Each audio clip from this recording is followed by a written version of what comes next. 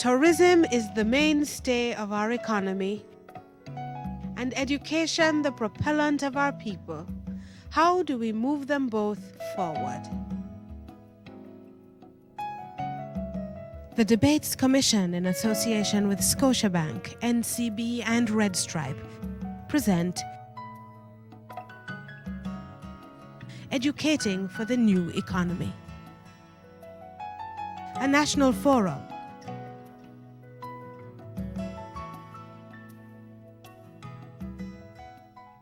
Come on, father, mother, sister, brother, uncle, aunt, and friend, and we can build our dreams together. We will make it in the end with Scotiabank. Yes, come on, father, mother, sister, brother, uncle, aunt, and friend. We've got Jamaica's future on our minds, Jamaican dreams in our hands.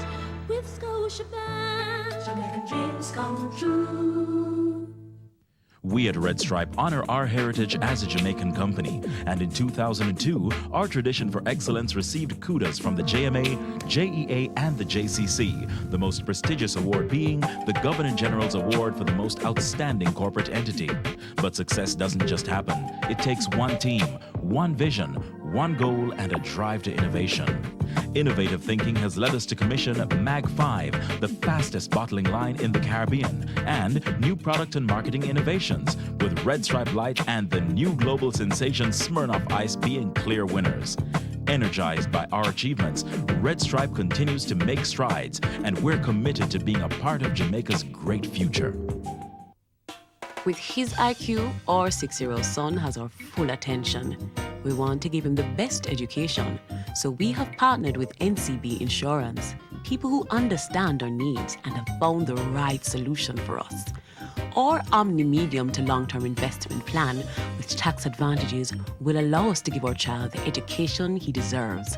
Let an NCB Insurance representative show you how Omni can work for you. Omni from NCB Insurance Company Limited, meeting your needs. There can be no development without education. While it is widely acknowledged in Jamaica, the reality of our school system does not necessarily reflect it. The sector is plagued with many problems which threaten its ability to successfully develop the human potential it receives. Wage disputes, declining student performance, poor facilities, migrating teachers, violence in and around schools, and overbearing costs are just a few of the issues which dominate the headlines. Seemingly dominant on the agenda of every president of the Jamaica Teachers Association is the negotiation of better contracts for the nation's educators. But with a disproportionately rising public sector wage bill, those efforts are often frustrated. And this has led to another undesirable phenomenon, the loss of our most experienced and dedicated teachers through migration. The lack of educational material and the neglect of sanitary facilities are also cause for concern. At the start of the current school year, the news media was saturated with the images and cries of demonstrating parents, teachers, and children demanding better. In light of all this, many say it's no wonder that student performance keeps falling. And this is based on the small cohort that actually sit the exams.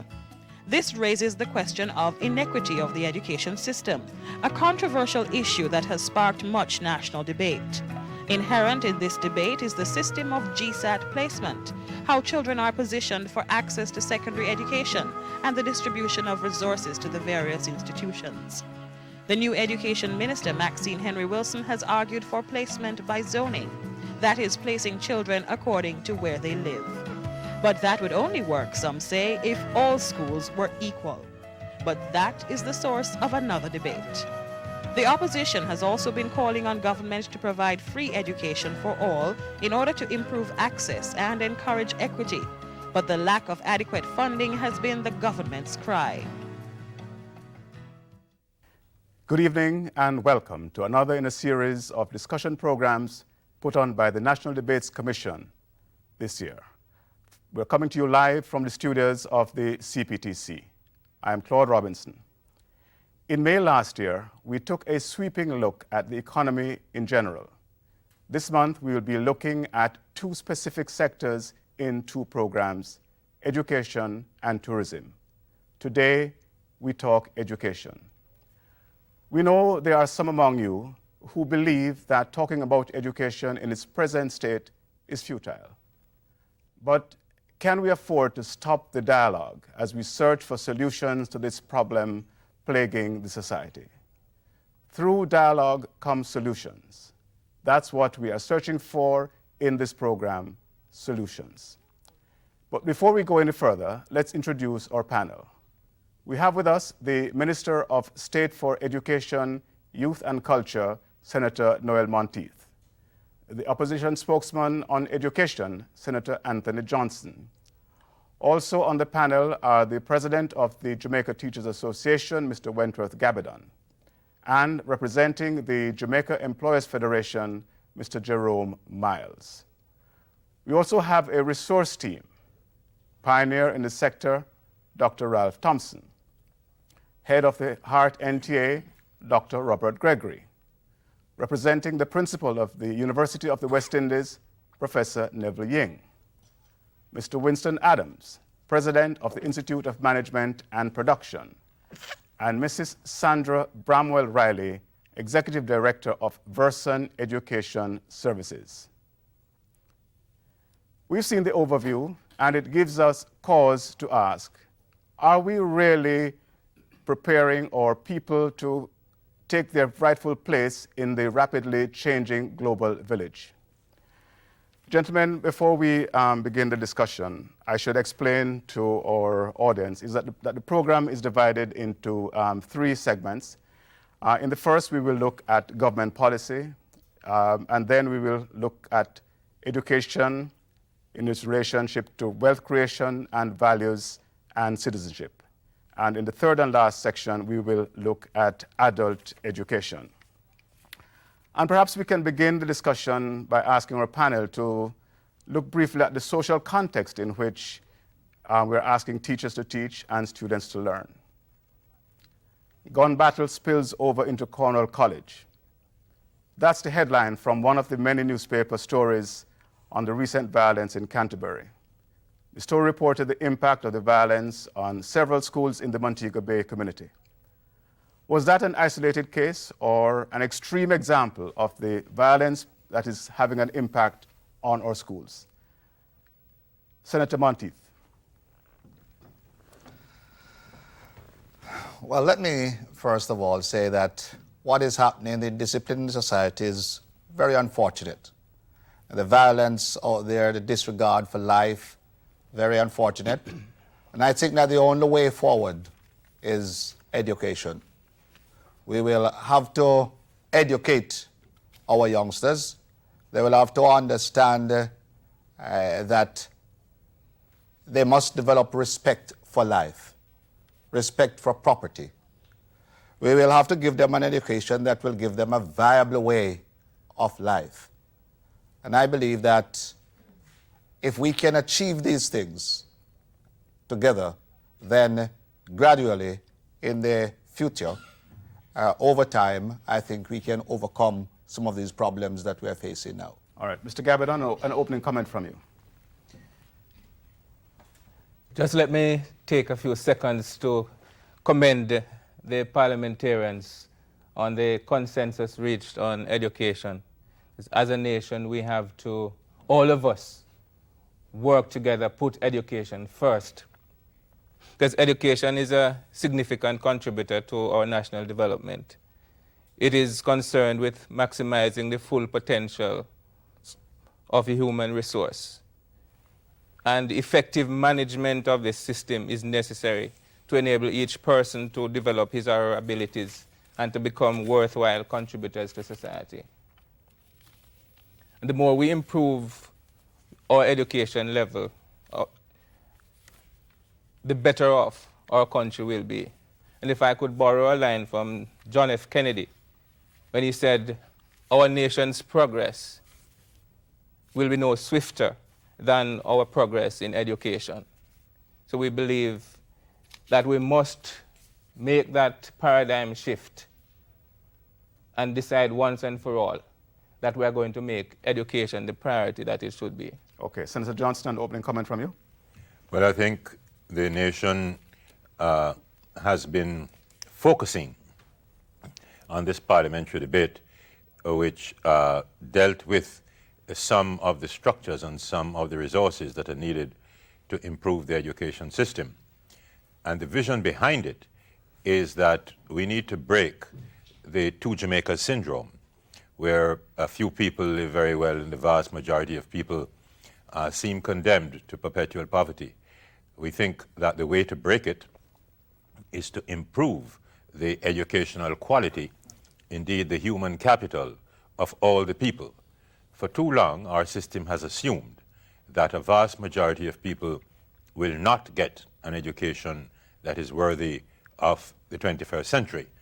I think the time has now come for the government, the homes, the communities, the teachers to come together and determine that we will give every child that comes into our country the access and the ability to have a good education. All right, we'll come back to that. And final opening comment, this time from Mr. Jerome Miles, representing the Employers Federation. I'd just like to follow on a little bit from what Senator Johnson said, in that it is imperative at this time that for Jamaica to progress in the world, in this global world, that our employees are as competitive and as productive as any in the world. And we'll no longer be able to get away with saying that we're from a poor country and we cannot afford to educate our employees equivalent to those in the first world. And therefore, we have no choice but to give our future employees in Jamaica the same education and the same quality education as they would get anywhere in the world. All right, there we have it, ladies and gentlemen. We heard from our 4 panelists. It is quite clear that there's a consensus on education is the way forward. But as the discussion proceeds in the evening, we're going to find out whether or not they're going to put their money where their mouths are.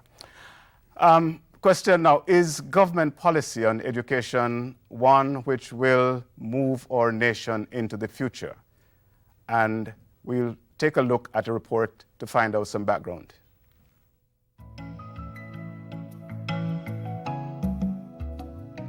Education is often touted as the single most important factor in national development. But the national policy on education has not always reflected this view. For one, the government has not always put money where its mouth is, as the annual budgetary allocation to education keeps falling. In the 2003-2004 budget, the sector was given $22.8 billion for recurrent and capital projects, roughly the same as in 2002, despite the rising inflation and interest rates. This year's figures represent 8.7% of the total budget, falling way below the 15% ideal. Compare that with the 60-odd% toward debt financing, and a major national dilemma is realized. Growing debt consumes most of what we earn, and although education is second in line, it is still woefully underfunded. When you look at the capital expenditure into education, it has been minuscule. So that the system does not have the capital investment and the resources to meet the challenges that education worldwide must now face in a new economy and a new environment. But this has not always been the case in Jamaica.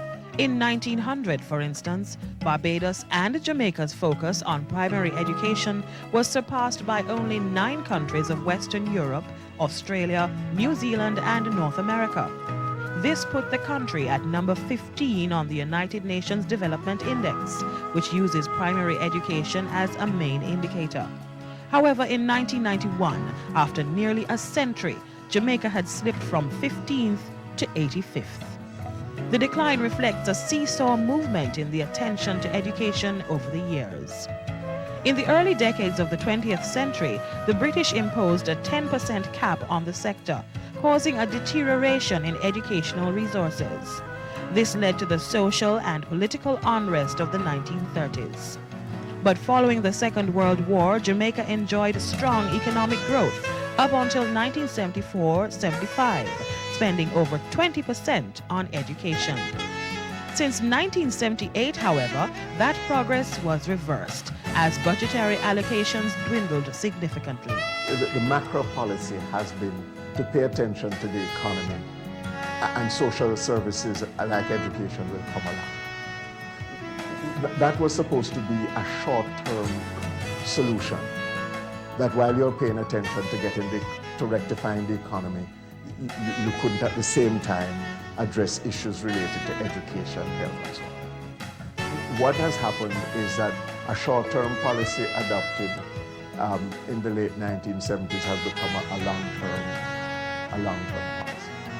Suggestions from Professor Miller regarding a national policy with respect to financing are: 1, that a law be implemented requiring government to spend at least 10% of the annual budget on education; 2, that education tax, revenue from HART, and all other contributions should not comprise the 10% but be in addition to it; and 3, that at least 5% of the total capital budget be invested in the sector. Okay, a lot of prescriptions, a lot of suggestions. I'd now like to involve our experts, because we do have a lot of experts here. And Ralph Thompson, you have been making headlines recently, particularly on the issue of resources and commitment to primary and pre-primary education. But before you get into the specifics, I'd like to first discuss a little bit further the context in which we are trying to educate our people. We talked on the videotape we just went through. They talked about the economy. They talked about the social context. How well can we do in the climate in which we're operating now? Well, you know, I'm convinced passionately that Jamaican children are as bright as children anywhere else in the world. And in any case, there are a different set of children each year who are tested. So when we consistently get bad results, like in the CXC, I have got to believe it has something to do with the system. And perhaps where the emphasis in the system lies, overall funding for the system, and having looked at it as closely as I can, I am convinced that the problem under all administrations has been a neglect of early childhood, pre-primary education. You see, that's the stream that goes right through all the other stages, right up to the university. And it seems to me obviously logical that if you don't get the kids right in their early formative years, when their character is formed, their morality is formed, you're going to get a flow of mediocrity right through the stream, right up to the top. Mm-hmm. So we must concentrate more on early childhood education. Mr. Gabbidon, I read somewhere recently where that it was reported that a survey done by the Teachers Association found that a large proportion, perhaps more than 50% of those going into grade 1, entering grade 1, were not ready based on the tests. So in effect, what Dr. Thompson is saying, that you're starting from grade 1 in the primary school with a deficit. Is that correct? And what is required to either to address that deficit or to ensure that you do not get students starting with a handicap? The report is correct. What can we do? I think we need to refocus our attention on the early childhood sector, early childhood care and education. We need to put more resources at the foundation level. And if we begin to do that, then we will see the fruits down the road. Because if you have the proper foundation, the solid foundation that you need to build on, it becomes less problematic at the primary and secondary levels. So what I would want to see is for us as a nation, government, opposition, teachers association, parents, private sector, coming together, putting our money where our mouths are, providing the resources for the infant schools, the basic schools, put in proper toilet facilities, make the children comfortable, train the teachers so that they can get the start that is necessary. All right, I'm gonna ask you to hold at that point because I want to ask Robert Gregory, was as head of HEART, you have to deal with the problem at another end, not at the pre-primary, but at the other end. How do you see the problem from where you sit? Well, I think to an extent we need to, I think, accept that education is a process wherein you are empowered and enabled to create value. That is the real purpose. And it's a process that involves you learning how to learn, learning how to do, learning how to live and work productively with other people, and most importantly, learn how to be. And this continues throughout life. I agree that if we correct it at the beginning of the process, this early childhood process where we actually begin to prepare the children to learn, ready to learn, the beginnings of socialization, how to live with other children in this instance, how to obey rules, how to conform, how to explore your imagination. This, I think, is the healthy way to prepare early childhood. I think there's a mistake where in many of these early childhood institutions, children are being forced prematurely to learn to write, for instance. This is not the time for that. It's preparing the children to learn, ready to learn. Okay. Mr. Monteith, the government and the opposition recently in the Parliament reached a consensus on a number of the issues that we're addressing here. What are the implications of that? Is that simply a resolution that is adopted where both sides get together and as they have done on crime and they hug each other but nothing happens, or are we really seeing something now that is actually going to happen? Well, I think what has happened is a very good thing because it shows, for example, that the people of Jamaica, not just the government, but the government in particular, but the people on a whole, we in Jamaica, we have now decided that education is so important that we have to work together. Okay. We have to work together. So we have adopted the policy of this partnership. And looking at the problems that we face now, we are not prepared to be defensive. We are prepared to listen, hear what people are saying, and to accept any guidance that will put us forward. And so I think this is a very good move. Mention was made there about, we accept the fact that a number of our youngsters are getting to primary school without being ready. And that is why the early childhood education, the program's goal right now is a readiness program. It's to ensure that children, from birth to 6, by the time they reach 6 years of age, they should be ready to move on. All right. But before we talk about that, though, I'd like to turn the discussion to Mrs. Sandra Bramwell-Riley. You are in the private sector. Do you believe the consensus that you've read about in Parliament that the opposition and the government have come to on education? Largely, I agree with most everything. However, I do see problems on the secondary and tertiary levels. As a private teacher before going into Versa Educational Services as a director, I did note that coming from the prep and primary institutions, there were brilliant children. Something happened along the way to the fifth form process. I'm not sure if it was emotional, I'm not sure if it was financial, but I do think that a lot more funding needs to be placed on education. I see toll gates going up. We need to cream that. We need to cream the lottery. We need to find creative ways of funding education.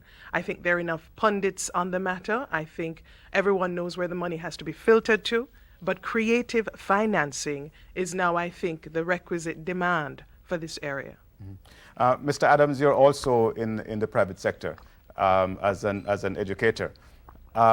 Do you believe that there are enough incentives, enough opportunities from a policy perspective to empower, enable those of you who are engaged in private education to deliver what you want to do?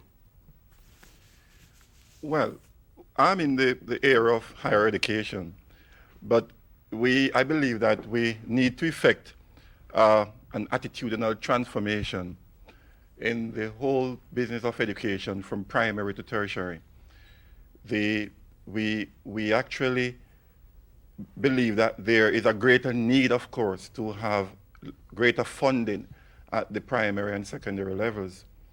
The higher education itself and secondary education have essentially require functional students who can be transferred from the primary levels as a feeder institutions. And the resources certainly are not unlimited, and there is certainly a greater need to provide greater financing for the tertiary level, the secondary level as well. Professor Ying, before we take the break, education for transformation, what is that all about? Well, we have spoken about several aspects of transformation to start with. I think we have to agree on certain principles. The first one is conceptually and logically, early childhood education. The focus on that is a must. But one of the things we have to recognize, though, is that the education system is not linear. The parts are all interdependent. So that in order to have the quality you need at primary and early childhood and secondary, you must have teacher training, which is really at the tertiary level. Because the teacher quality is essential to achieving those objectives. So that's why you can't argue the system, solely one level versus the other. In terms of the other aspects of transformation, you're now talking about you're into a global economy. And how can you transform the potential of the human resource to make you competitive into an international environment? And that's where now the tertiary level becomes very important, because you have to have the cutting edge research, you have to have the knowledge base to provide not only the leadership but the entrepreneurial skills, and converting the application of science and technology into things that are going to enhance business and make you competitive. Okay, we're going to take a break at this point, and when we come back, we will look at the link between education and wealth creation. Stay with us.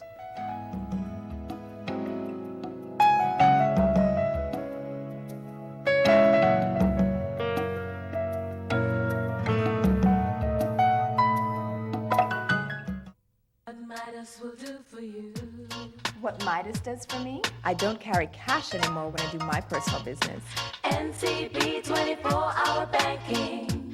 Midas. As a working mother, I love the convenience of using Midas to shop. Midas is so easy to use. I even get cash instantly. From NCB, your bank, your future. Midas. We at Red Stripe honor our heritage as a Jamaican company, and in 2002, our tradition for excellence received kudos from the JMA, JEA, and the JCC, the most prestigious award being the Governor General's Award for the most outstanding corporate entity. But success doesn't just happen. It takes one team, one vision, one goal, and a drive to innovation. Innovative thinking has led us to commission MAG 5, the fastest bottling line in the Caribbean, and new product and marketing innovations, with Red Stripe Light and the new global sensation Smirnoff Ice being clear winners. Energized by our achievements, Red Stripe continues to make strides, and we're committed to being a part of Jamaica's great future. Come on, father, mother, sister, brother, uncle, aunt, and friend, and we can build our dreams together. We will make it in the end with Scotia Bank. Yes, come on, father, mother, sister, brother, uncle, aunt, and friend. We've got Jamaica's future on our minds, Jamaican dreams in our hands. With Scotia Bank, Jamaican dreams come true.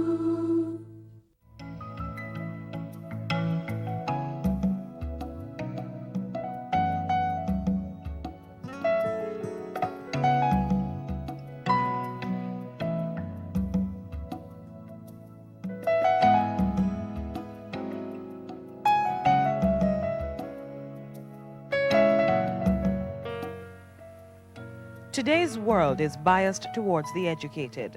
We are in the midst of the information revolution, which values knowledge, technology, and the application of creative imagination.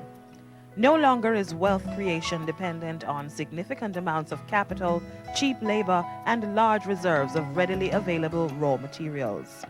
Those were the features of the Industrial Revolution. But a new day has dawned, and Jamaica must adapt in order to survive the new global order. When you combine the microchip with digital technology, with fiber optics and satellite, you get a global situation. It means that you can live in Jamaica and work elsewhere, in New York. You can also be abroad and deliver courses out here. People no longer have to go to universities abroad. Universities abroad are coming to us through the technology. Jamaicans can stay here and work elsewhere. So the new workplace is everywhere. In this new dispensation, comparative advantage rests with the level of exposure to tertiary education in the adult population. This means we must increase access from its present level of less than 5%. It's the percentage of a population of a country that has tertiary education that will give it the greatest opportunity to participate effectively in the knowledge economy. Some lament the loss of our most skilled labor to migration, a phenomenon known as brain drain. But the truth is, the Jamaican economy cannot absorb the amount of talent which it produces. A well-educated workforce is unlimited in its scope and does not have to be confined to our shores. It is this factor which has kept the Jamaican economy alive for years. Remittances, that is money sent home by Jamaicans living and working overseas, continue to surpass earnings from every other industry. In light of this, there are some who argue that we should be developing talent like we develop coffee or sugar for export. The economy will always be controlled by the powerful nations of the world who will do everything to their advantage. But what they need is talent. Using our creativity to maximize potential in areas of competitive advantage is also advised. Jamaica has taken a poisonous fruit called the ackee, made it into a culinary delight, teach a whole population how to take it and use it. We have as much reason to create a degree in archaeology. No, and that's not a joke. We should be patenting the ways that we have found to preserve it, to package it, to send it into the US so that it meets the FDA, the Food and Drug Administration requirements. Professor Miller notes that the country should develop the legal, management, and monitoring businesses to maximize the returns from reggae and dancehall music, a commodity appreciated the world over. Gentlemen, we've heard that very impressive presentation on the Knowledge Society, but somebody watching and listening to this program now who's barely literate, who is working in the low end of agriculture or perhaps unemployed, where does that, what hope is there for that person in this Knowledge Society that we just embraced, or are they just going to be bypassed? Tony Johnson? Thank you. I first of all wish to say on the previous segment that we did not take into account the absolute critical importance of a supportive family, which is an absolutely essential element in the proper formation of a human being. Mm-hmm. And one of the problems we have is that the school sector is having to be putting in additional inputs to make up for the lack of a functioning family in the lives of far too many of our children. Okay, we're going to come back to that, though, but tell us... No, well, I'm just telling you that that is an essential. Okay, all right. But the question, though, but to somebody who is not one of the entering things, the tertiary sector, right, how does that person fit into this new society? One of the things for a person who is ill-educated and who is having a rough time is to understand that education is a lifelong process and that you will not be a PhD if you're still having a problem reading and writing in your mid-20s. It's difficult, people have done it. But you can get additional training. And our society does have and must have increasing opportunities for training and retraining people. And the whole purpose of education is to get you actively thinking and challenged by ideas, so that some people are not extremely academic, but nonetheless, they are well educated in that they understand what they are doing. They are curious and they attempt to do what they do properly. And that means training at the work level, in the workforce, training for people who are changing jobs and so on becomes an essential supportive element in our industrial infrastructure. But Mr. Miles, Minister, I'd like to ask Mr. Miles, if the employers have any interest in the society that Professor Miller just outlined anyway, or are Jamaican employers quite content to make money out of cheap, unskilled, uneducated people? Education, like anything else in business, is an investment, and it has to give a return on that investment. And no matter what level you are at in a business, you have to be able to make a contribution to the bottom line.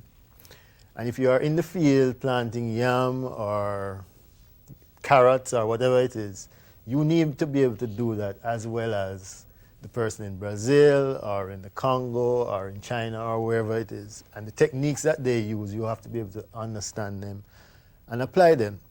One of the things that a lot of businesses find is that entry-level employees will come 18, 19, 20 out of high school, several CXCs. And what you need them to be able to do is to assimilate information and apply it. And basically, a lot of them come to you without not being able to think, and without the basic coping skills and our life skills you think they should have.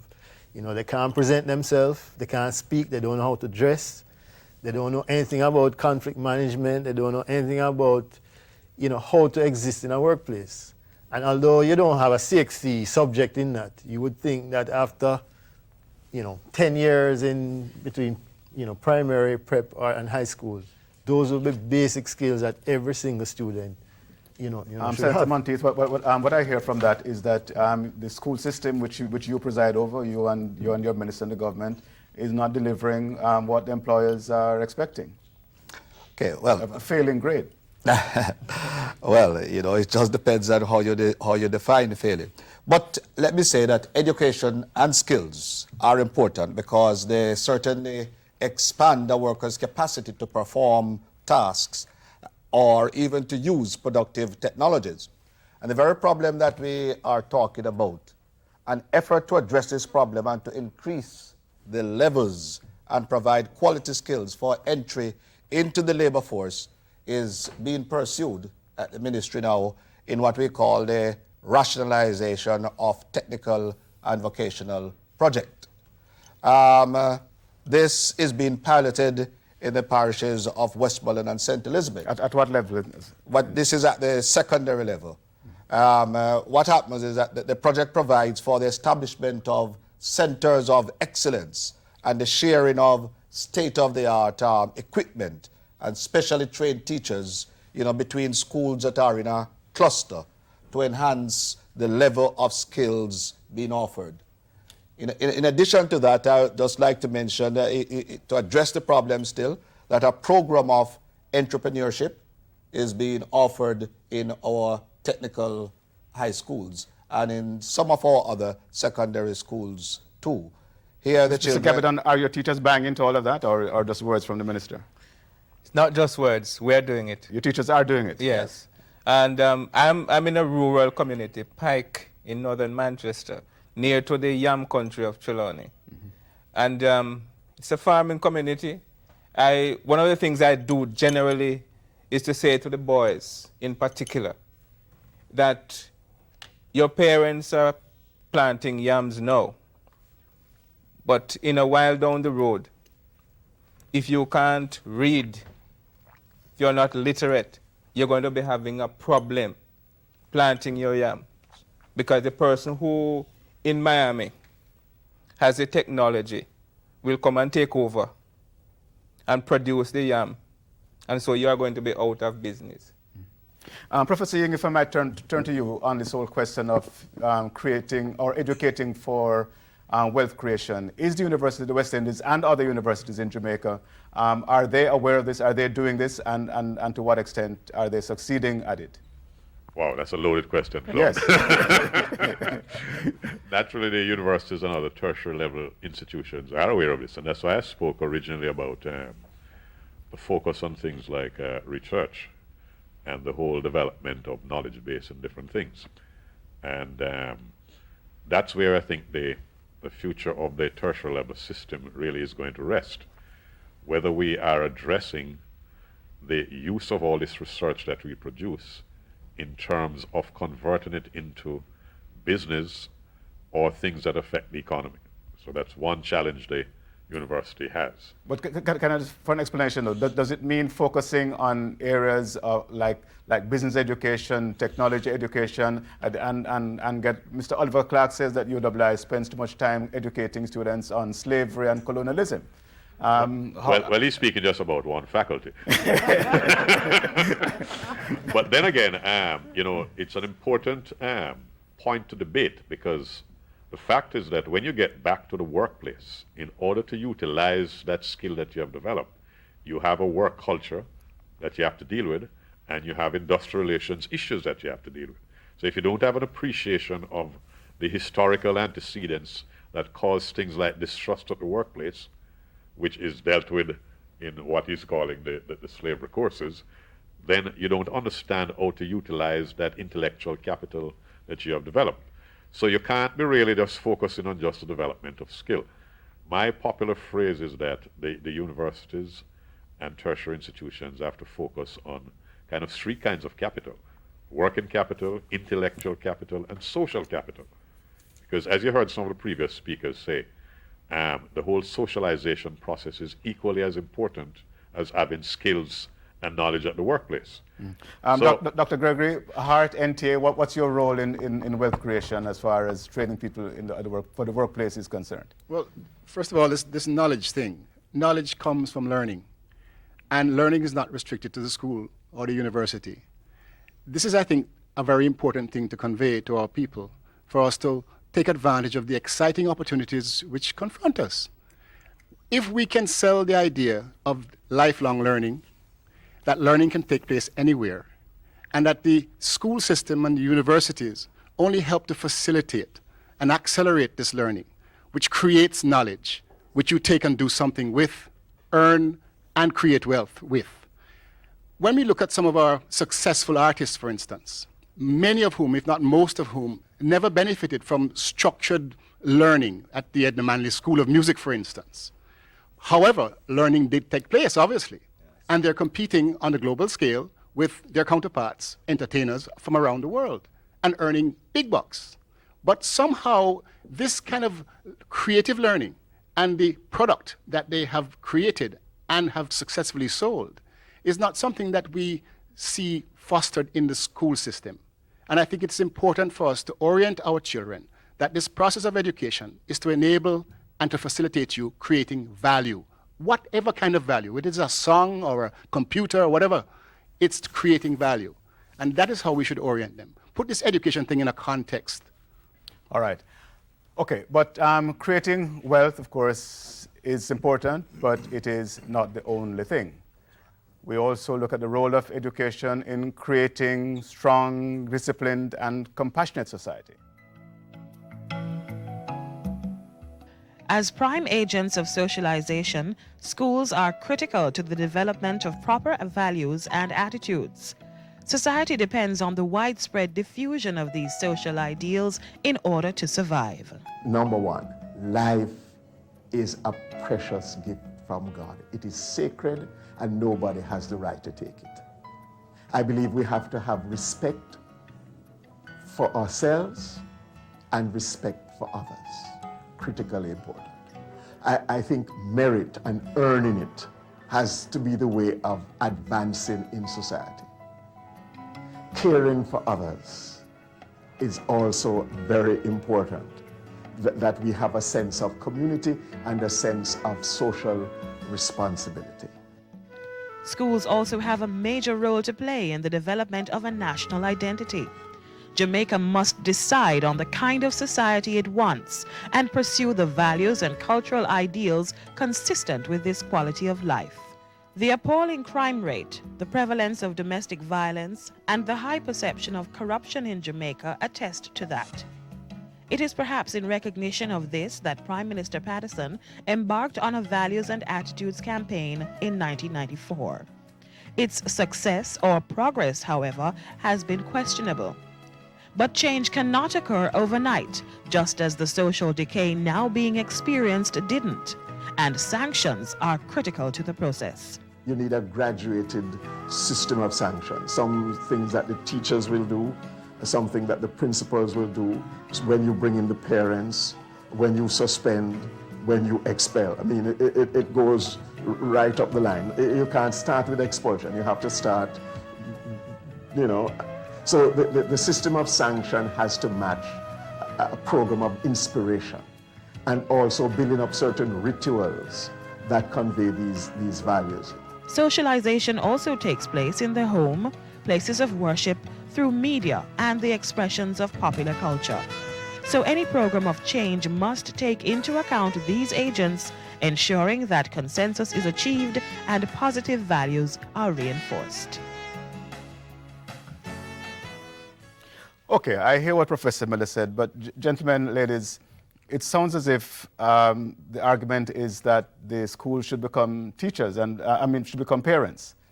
There was a time when it was said that the schools are supposed to be engaged in reading, writing, and arithmetic, but that sounds as if the whole business of values. Is that, Mr. Gabbidon, from the perspective of the teachers that you represent, do you want to teach values or do you just want to teach reading, writing, and arithmetic?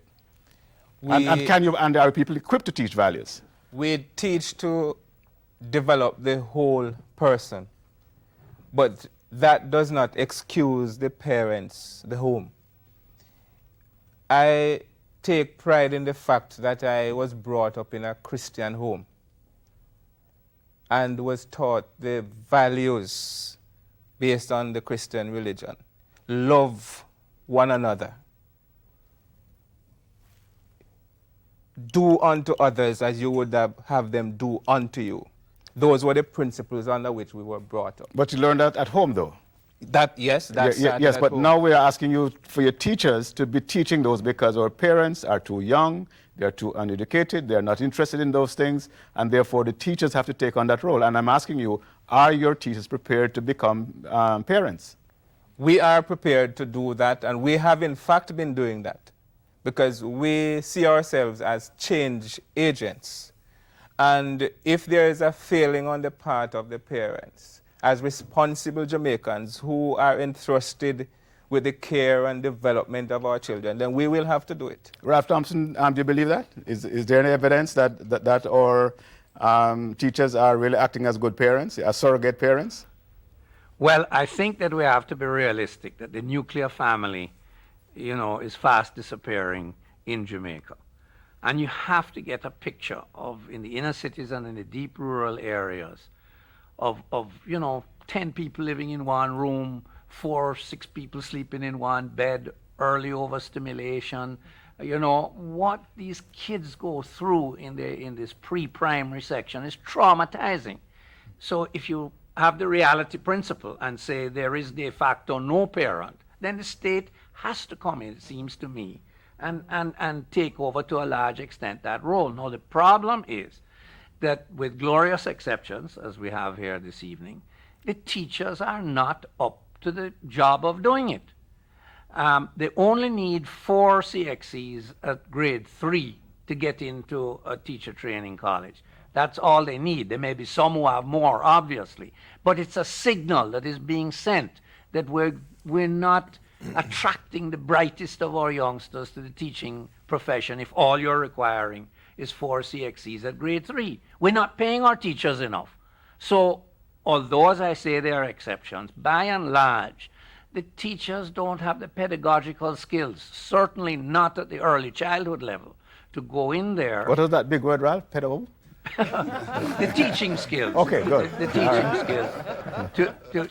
To go into the early childhood section and really take on this challenging job. But the hope is there, ladies and gentlemen, if you can do it.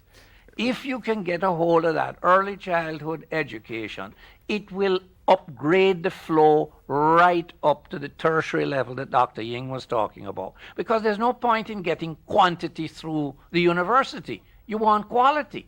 What is the point of having 15% of the population going through if even at the university level you're getting mediocrity coming out?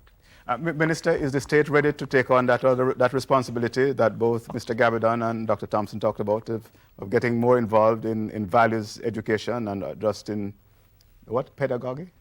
Yes. Teaching skills.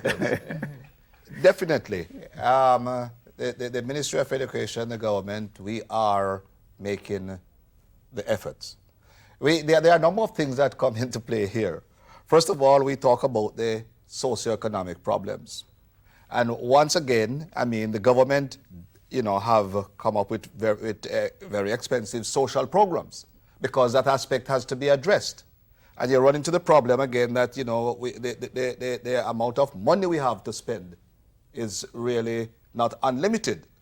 But of course, with what we have, I think that we are making an effort. We have a family life program, a curriculum and family life education that's being introduced into the schools.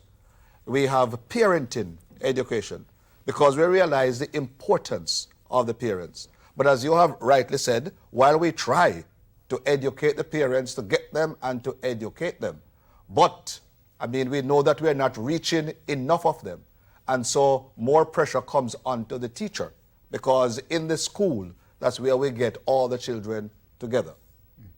And so we are making every effort. Our guidance and counseling program has been expanded to see if we can deal with these problems. Mr. Miles, you spoke earlier on from the employer's perspective about the need not just for skills, but also for attitude and character, really. What is it from the private sector that you would want to see more of in the schools on this issue? Well, clearly we'd like to see wholesome individuals coming into the workplace. But the comment I really like to make on this is that in many cases, the employer takes on some of those parenting skills that parenting roles that we've been talking about, to train people how to deal with each other. And I guess in the workplace, employees see that if they don't conform to some extent, there is something to lose. So in many cases, people in the workplace get some of these normative type skills that allow them now to focus on, who am I and how do I become a better person? Mm-hmm. And employers spend quite a bit of money sometimes investing in training people in these things. And there are organizations out there like HEART who do a very good job in this, with getting people after they should have had these skills and have kind of gotten to an older age, but help to bring them back somewhere there. But I agree with Dr. Thompson that this should be done much, much earlier. Okay, if I might turn then to the persons who are involved in actually educating persons, particularly at the tertiary level and also preparing them for work. How do we achieve what we're talking about, namely that sort of values education and character building education? Perhaps, Mr. Adams, I could begin with you. Is that an issue for you, and how do you address it in your institution? Well, education is important for the cultivation of values, attitudes, and conduct, which is essential for living and for personal growth and development. And we recognize that from the outset. But we have been receiving persons from the secondary level that have not received the adequate preparation in the areas in character development and proper attitudes and values. And it's an area which we continue to emphasize, and we're trying to provide an education that does not only provide or offer advancement and growth for the individual, it transcends that, okay, but also is imbued with a strong sense of social responsibility for our students. But Mrs. Riley, is it your experience that persons are willing to pay for this education? I don't think folks are willing to pay for values and attitudes. Okay. But I do believe that there needs to be an interweaving of state, home, church, and school. Unfortunately, in Jamaica, we still have this traditional concept that when we leave our child at the school gates and the child is enclosed within, teachers take care of everything there. But now I see the private sector merging with the public sector and trying to have creative measures in bringing about change on that aspect, because we have disintegrated. We are a nation in crisis. We have a lot of single parent homes, and that has been leading to the problem. So church, home, state, but teachers, unfortunately, have been flagged with that responsibility. Tony Johnson, you've been trying, sorry. Tony has been trying to say something. I just wanted to say that in the business education, which is the area in which I lecture, worldwide there has been a tremendous shift towards training in ethics. And indeed, the top 50 business schools in the world were rated just 2 weeks ago. And there was a massive shift in which schools came on top. And the main shift was based on the amount of ethics that you taught and the ethical quality of the type of students whom you turned out. And the whole idea of ethics, of course, is not just for business, but ethics applies to every single aspect of life. It occurred to me while we were speaking that one of the bases of our society has been the Sunday school. And the Sunday school, I gather, is no longer functioning at the level that it did. And it is something that we might have to look at and not say, well, it can't happen. In the United States, what they are moving to is a homeschool situation, where every year more and more people pull their children out of the school system. Highly educated people stop working and saying, I'm going to train my children because the school system is not adequate. And that's in the great United States. So one has to look at all the different aspects of the society. But generally, everyone who is alive is involved in the education process, because they say example is better than precept. And so children must not only be lectured at, they must see the kind of examples in life. They must live in a society in which people understand that the first response to disagreement is not violence. Okay. The first response is to attempt to understand. And that is the kind of thing which one needs to start at in Jamaica. Okay, but can I just wrap this up, though, with that brief discussion, Professor Ying, on this whole question of the training of teachers for that role that we've been talking about. Are we doing enough, and can we do more than what we're doing in terms of preparing our teachers for this values role? Before I address the teachers in particular, let me just say that one of the methods that you have to use to deal with this question of values and attitude is how you integrate it in the curriculum. And it's really talking about a greater emphasis on things like what used to be called extracurricular activities. And in particular, how you can use areas like sports, visual and performing arts, to create some of those values. For instance, if you think of sports in terms of teamwork, team spirit, behavior, it's a powerful method of getting some of those values across. If you look at also at programs like in some of the tertiary institutions, leadership programs, mentorship programs, the accent on clubs and societies in terms of rather than just the straight teaching of skills.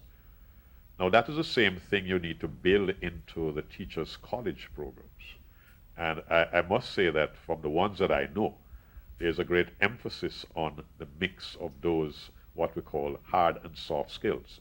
So while you're teaching the technical areas, you're also focusing on the social development aspect, and the track record is there for them to show, which is that they do emphasize a large number of extracurricular activities, whether it's through music, sports, visual or performing arts.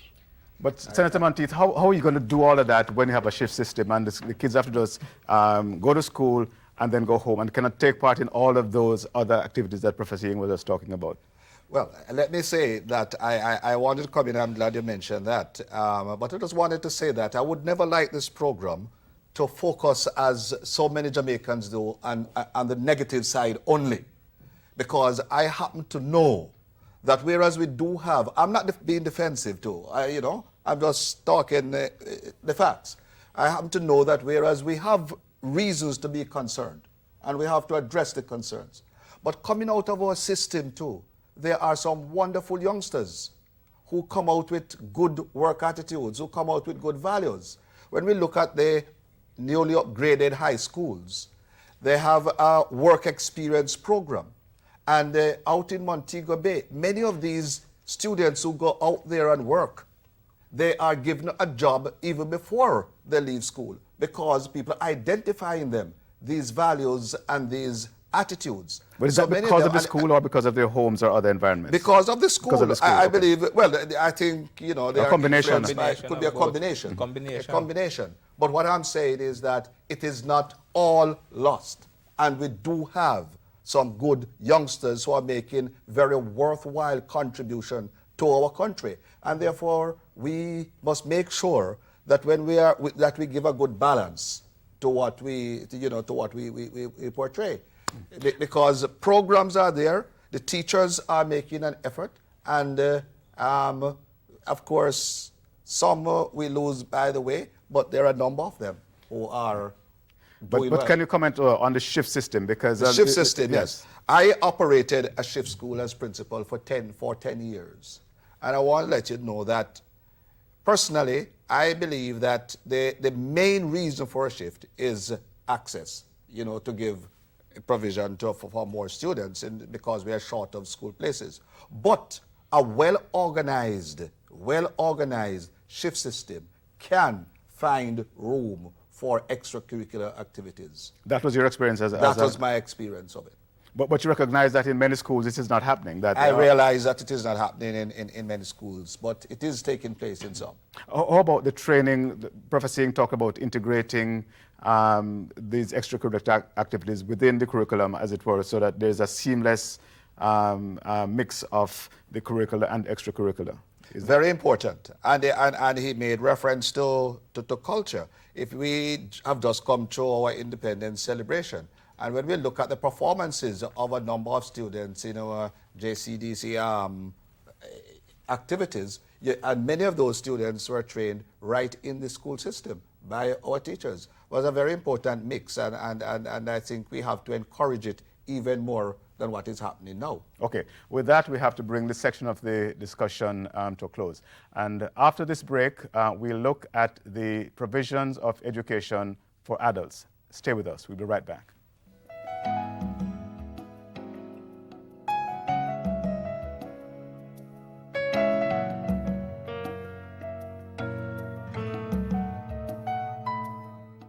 Come on, father, mother, sister, brother, uncle, aunt, and friend, and we can build our dreams together. We will make it in the end with Scotia Bank. Yes, come on, father, mother, sister, brother, uncle, aunt, and friend. We've got Jamaica's future on our minds, Jamaican dreams in our hands. With Scotia Bank, Jamaican dreams come true. We at Red Stripe honor our heritage as a Jamaican company, and in 2002, our tradition for excellence received kudos from the JMA, JEA, and the JCC, the most prestigious award being the Governor General's Award for the most outstanding corporate entity. But success doesn't just happen. It takes one team, one vision, one goal, and a drive to innovation. Innovative thinking has led us to commission MAG 5, the fastest bottling line in the Caribbean, and new product and marketing innovations, with Red Stripe Light and the new global sensation Smirnoff Ice being clear winners. Energized by our achievements, Red Stripe continues to make strides, and we're committed to being a part of Jamaica's great future. With his IQ, our 6-year-old son has our full attention. We want to give him the best education, so we have partnered with NCB Insurance, people who understand our needs and have found the right solution for us. Our Omni medium to long-term investment plan with tax advantages will allow us to give our child the education he deserves. Let an NCB Insurance representative show you how Omni can work for you. Omni from NCB Insurance Company Limited, meeting your needs.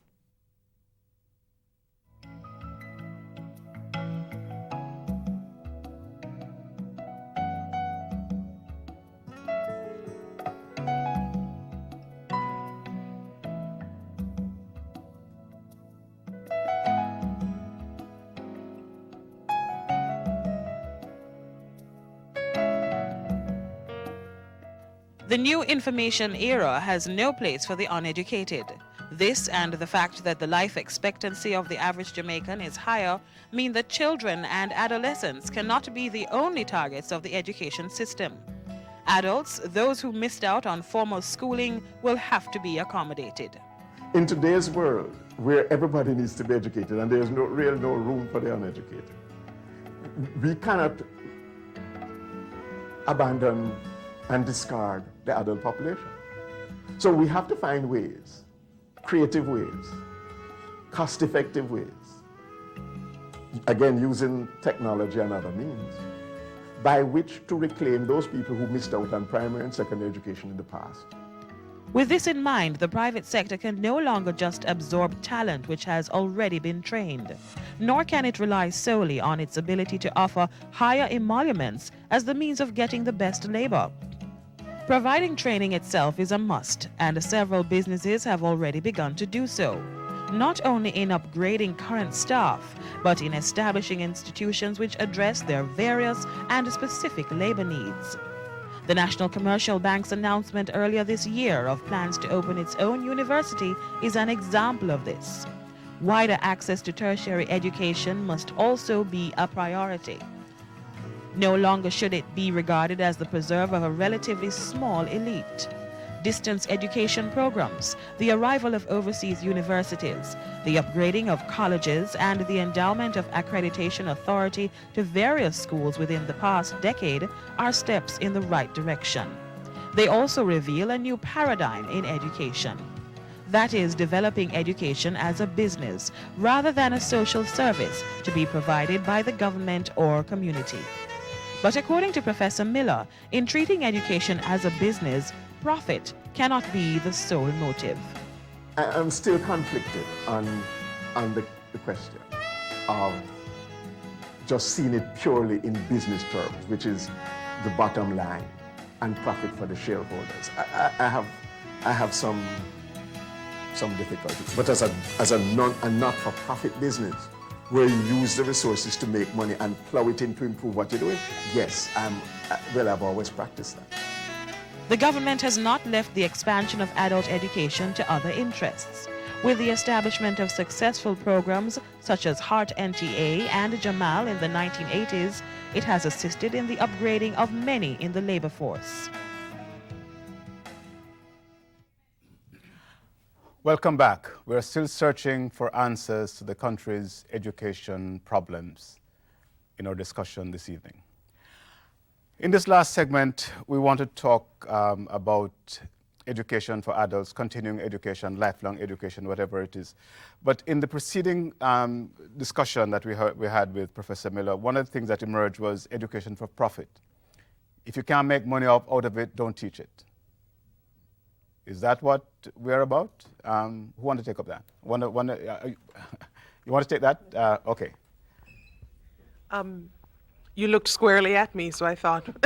Well, I figured that you're in the business of making a profit, because if you don't make a profit out of education, then you don't survive. Well, and Winston is in the same position. Well, my institution makes a profit, and yes. we do educate. However, I'd like to just so they're not incompatible. You can make a profit and educate. You can make a profit. I think the Americans have showed us that explicitly. That's what they've done. And this is what keeps the private universities rolling in a lot of endowments from alumni and from the business of just marketing every aspect of education. And I think there are ways that we can incorporate a few of those strategies here in Jamaica. There is a need to move away sometimes, and I think we can have a middle approach from the social aspect of it, but there is a bottom line that is nerve-wracking for a lot of Jamaicans, because you think that shareholders are going to step in and say, no, we're not making any profit, so we have to shut this down. I don't think we can wholesale adopt that attitude with education for Jamaica. We are a growing nation, and so the social aspect has to remain, but we also have to look towards the future and look at some money-making strategies that will help put up better libraries, increase teacher salaries, etc. Like what? Give me for example. What kind of, just one? Well, one of the creative ways that we could look at is marketing of books, the marketing of teachers who have done an excellent job the marketing of, I don't want to say increased fees because that's going to touch a sore point, but there are ways and means of increasing funding, taking education on a business level. There are many ways out there. Robert Gregory, in your experience at Hart NTA, are you tied to profit? If people don't want to pay for it, you don't teach it? Well, we tend to look at it from a return on investment point of view. You know, the state through Hart spends $100,000, say, to train a chef who on graduation earns $500,000 and $600,000. That's a net return on investment to the society and to the individual. And I think that is one of the ways that people should look at education. With careers changing 5-6 times in a lifetime, persons will always need access to learning and relearning, training and retraining. Education makes you trainable, and training makes you employable. And so I think the facility, and I must applaud the government, our members of parliament who endorsed the establishment of a high school equivalency program in our country, because it's an essential facility for so many Jamaicans. Because in this day, a basic education is a secondary education.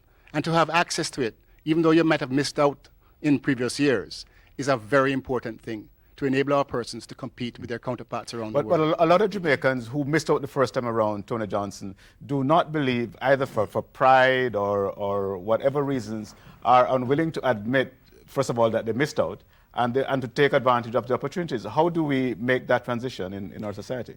Oh, well, that is a matter of the culture. I never forget going to Taiwan, the main street, and in Taipei, and the store with most people, which was doing the most business, was a bookstore. And you find the same thing throughout Japan. In the developed countries, there is far more interest in knowledge. But I want to make one point about profit. Profit is not a bad thing. Profit is a good thing. And the entire educational system in Jamaica, believe it or not, was at one stage founded on some very hard-working, entrepreneurial businessmen, people like Bishop Gibson and the late Wesley Powell, and those people who ran schools that produced excellent products and made a profit. And indeed, if the Wilmers Trust had not been profitable for 300 years, wouldn't have Wilmers today. So let us not say that all these people who give extra lessons and who have academies and other types of institutions are not fulfilling an absolutely critical role. And with information technology, there's a whole range of opportunities opened up for bright people who want to assist others to gain knowledge. It's no longer a matter of a single school. You're talking about internet cafes where people go onto the web and can get vast amount of information and be involved in a new type of economy. A lot of Jamaicans are attending, as you said, universities overseas while being here in Jamaica, and they're paying good money for it.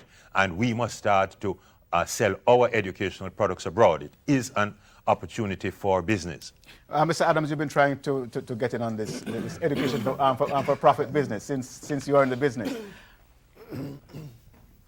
How are you tied to? Can you only deliver what you can get a profit from, and is that serving the needs of the society? Well, as a private tertiary institution, we recognize that higher education is a major force driving the sustainability of development. That's what it's really about. And we have to now speak in terms of access to higher education and adult education.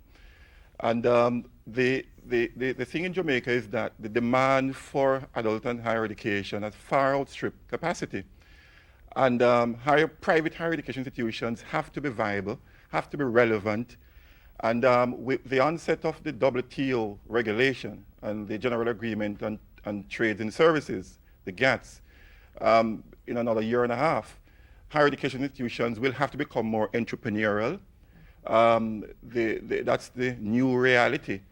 And but the thing that we recognize also is that it's important for the private sector institutions like IMP and IMS to focus more on those areas that are in greatest demand.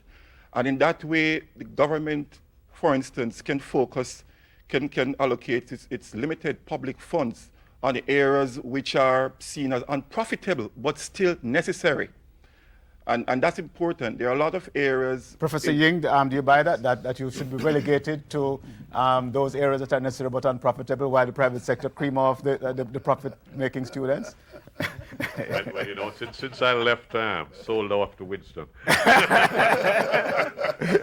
Robert and myself, you know, divested IMP to him. But nonetheless, let's deal with a question from a number of angles. First of all, we started with the whole question of financing education. And what is going to be the reality is that state funding for tertiary is going to be on the decline. Therefore, tertiary level institutions have got to start thinking about more aggressively income generating activities to complement the income from the state in order to do both things, which is to satisfy the market demand for certain programs as well as those other programs that are quite essential that might not necessarily be currently market demand. So I'm looking at it from that angle, not just the profit, but being in a position where you can supplement the income that can support the different kinds of education programs you want. Okay, and while it goes on, Ralph Thompson, I know that you have argued in many of your recent newspaper articles and other appearances that given the budgetary situation the country faces, that there should be somewhat of a shift of resources at the present time from tertiary to pre-primary. Is that because the tertiary is less important, or is it a priority for the circumstances in which we find ourselves at this time? I think in an ideal world, you know, what we would need is to have all the resources to do both. But since we don't live in an ideal world, and since it's more important to build from the foundation, I think that there needs to be a shift. I mean, in the last budget, something like 4% was going to early childhood education, where 18% was going to tertiary education. The fees at the tertiary level are subsidized to 85% by the taxpayer, whereas the children of the poor who have to go to these community basic schools, they have 2 or 3 children that they're trying to get educated at that foundation level. Nobody helps them. There's no subsidy for them. They have to pay all of the fees, and don't think that these schools are cheap.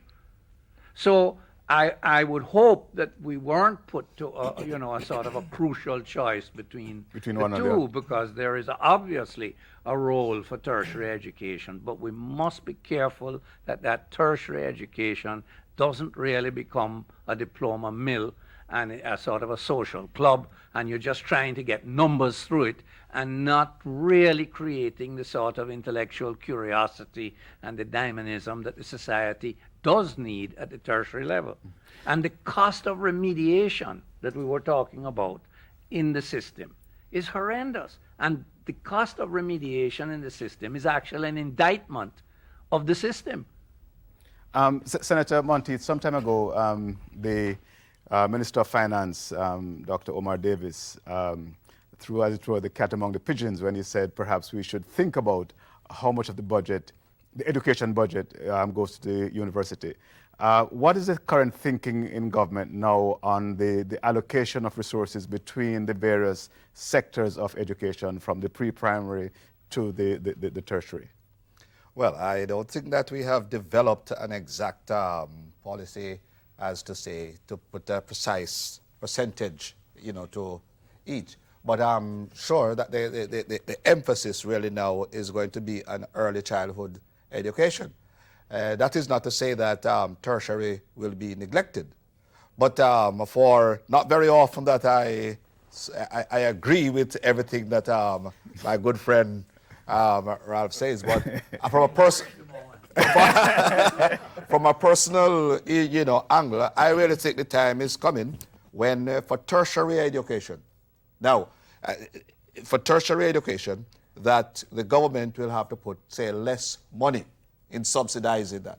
But what I would like to see is that at least for some time, when that money is removed from subsidizing, that money be put into a student loan fund, which will become a revolving fund, so that every individual who would like to access tertiary education, when they apply to the Student Loan Bureau, they can get the money. But we must put in place a system of repayment so that that money can be collected when those graduates are working. Mr. Miles, what is the role of employers in providing this continuing education? Do you depend on state and other institutions, or do you think employers themselves should be more involved in the process of providing education on a continuing basis for employees? Before I answer that, let me just comment on this issue of education for profit. I have no conflict whatsoever. Education must bring value. I think Mr. Gregory said that earlier. How you measure that value, we may debate. But employers will train, will teach, will educate their employers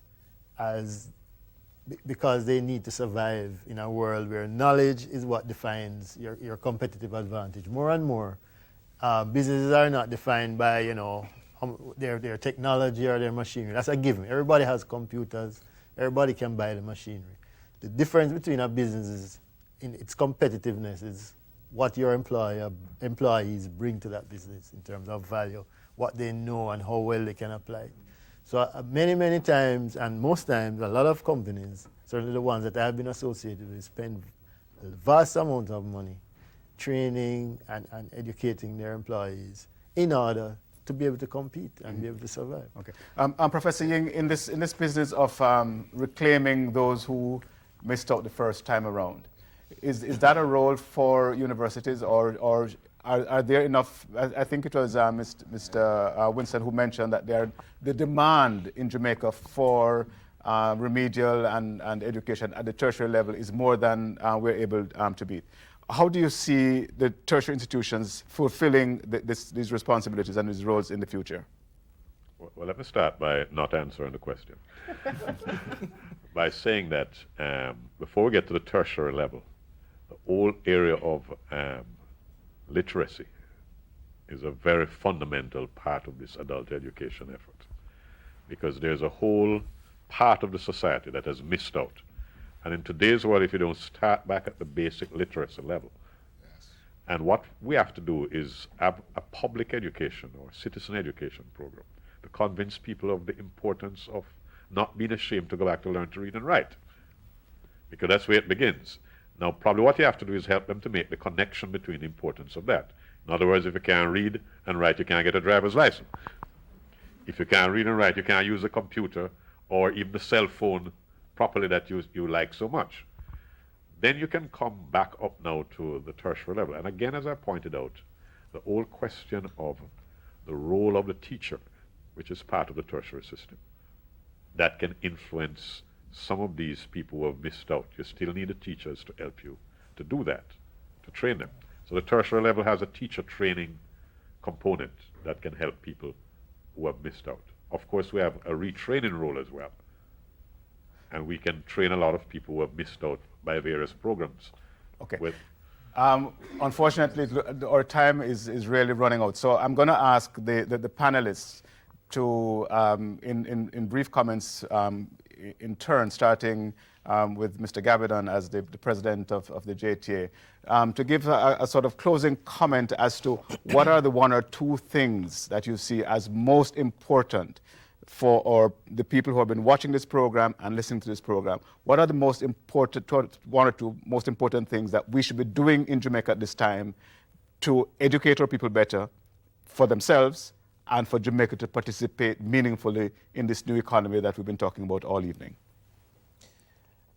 Just before I get to your question, just to say to Professor Ying that with regards to the training of adults who have missed out, there are many institutions who are doing it unofficially outside of the colleges and universities. For example, the schools in the rural communities are doing it. At my school, for example, it's an all-age school, but we have started an adult education group.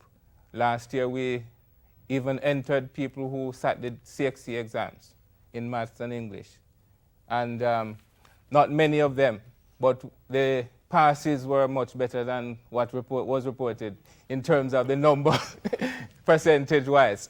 Mr. Gabbidon, congratulations on your school, but I really have to bring you back to my question. Back to the question. What are the one or two things most important that we should be doing in Jamaica at this time to educate our people and for our country to participate in this new economy? We need to be training a flexible, multi-skilled workforce that can fit into the global economy. Because the globalization has transformed the workplace. And so we need to be training people to fit into the economy wherever they find themselves. Because we recognize the fact that when we train our professionals, many of them don't remain in Jamaica, they move across the globe. And so we have to be prepared to train them for that. We need to focus on the foundation level. And as an association, we see that, and we are putting on a conference next year, April, to focus on early childhood education. And I just had to make that plug. We want to get the support of the entire Jamaica, because we need to refocus our attention on early childhood and make that beginning. It's going to pay off down the road. Okay. We might not see it right now. Okay, next, Tony Johnson. One. Same question. Revolutionize the early childhood education system to allow each child at age 3 to get a proper foundation. Number 2, reduce overcrowding in all schools, but particularly the primary and secondary levels. Number 3, psychometric testing for all classes, all children, right through the system, to have remedial classes throughout the system, but particularly